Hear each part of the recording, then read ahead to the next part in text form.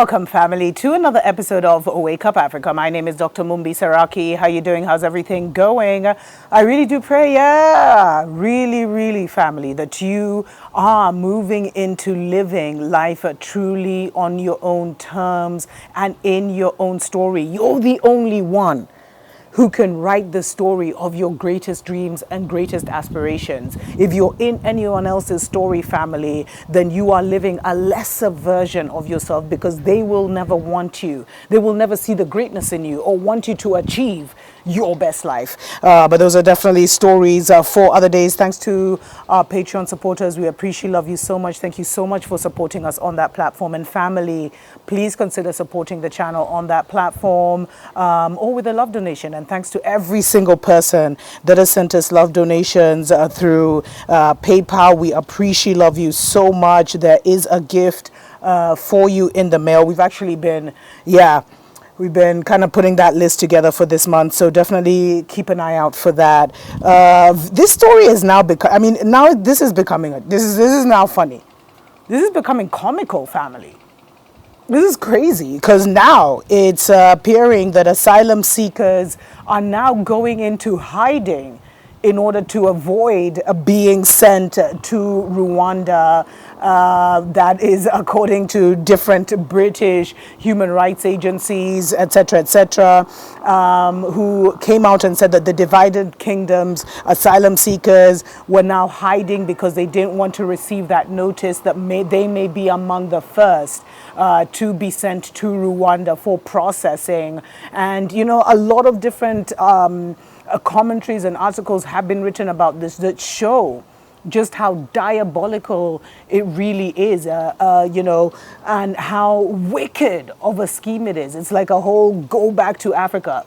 Priti Patel and Johnson have both been, and Boris have been accused of trying to, pander to the whims of the racists in the divided kingdom as they prepare for election. Definitely check out an article on elephant.co where they wrote about that, about the true controversy of this deal. But now aid agencies in Britain say some asylum seekers have gone into hiding for fear of being sent to Rwanda, from where they would be resettled. And they said the British Red Cross and Refugee Council had warned that the threat of transfer to Africa has seen some of the asylum seekers disappear from hotels, while others resorted to self-harm, including attempted suicide. I mean, that's not funny. People would rather die than go to freaking Rwanda. Damn. And it's not that just, and I think this was one of the, now it's appearing, this was one of the first articles where they mentioned that it wasn't just African refugees or African asylum seekers who would be sent to Rwanda, but they were also going to be sending people to from Afghanistan and even Ukraine. Because one of the, I think it was a members of parliament or something, actually came out with a statement where they were like, listen, if you can hop on a boat, if you as a Ukrainian can hop up on a boat to try and seek asylum here in the divided kingdom, then you can also be sent to Rwanda.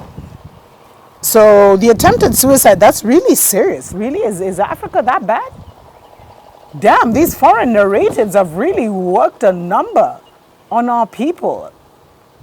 Like, our people really believe Babylon is better than Africa, than the motherland. That's why they move. And I know I've received so many emails from you guys talking about how hard it is for the youth, this and that, life of poverty, etc., etc. I get it, family. But trust me, as someone who's lived in Babylon extensively, that's not the place you want to be, especially not now. Especially not now. If as youth you're finding it hard in your countries, organize. Create, be the change you wish to see in Africa, instead of running away from it. And I completely understand just the difficulty of the circumstances that so many people are dealing with. And that's been done on purpose. Keeping the youth in poverty and without any opportunities and killing the morale of the youth in Africa is is a psyop. It's a plan. It's premeditated. It's not just happening because of our corrupt leaders. They contribute to it. It's not just happening because of leadership mismanagement. It contributes to it. But what contributes to it more is these foreign policies, these foreign neo-colonial policies.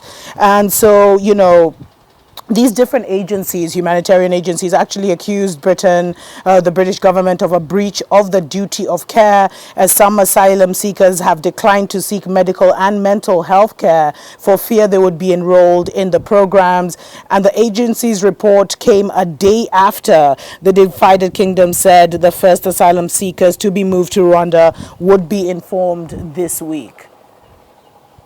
And you know what, family?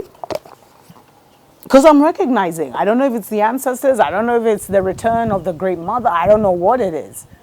But it's like all of a sudden, Africans, we're not playing chess anymore. We're not playing checkers anymore, we're playing chess. That's what I meant. We're not playing checkers anymore, we're playing chess, family. Because what if Kagame, who's on that chessboard now, what if this story, like he got this agreement with the divided kingdom so he could get his 5 suspected genocide involvement guys. Check out the show I just did on that. And then once that happened, he leaked it to the public, knowing that this massive uproar. Because if you look, you know what, Ghana and Kenya had both been approached. But they were like, no, our people, we can't, that won't fly. That won't fly with our citizens. There'll be a massive uproar. We could even be uprooted as governments. But obviously it shows you what kind of dictatorship is ruling and reigning in Rwanda right now. And, Rwanda has been accused of being good for the photo op.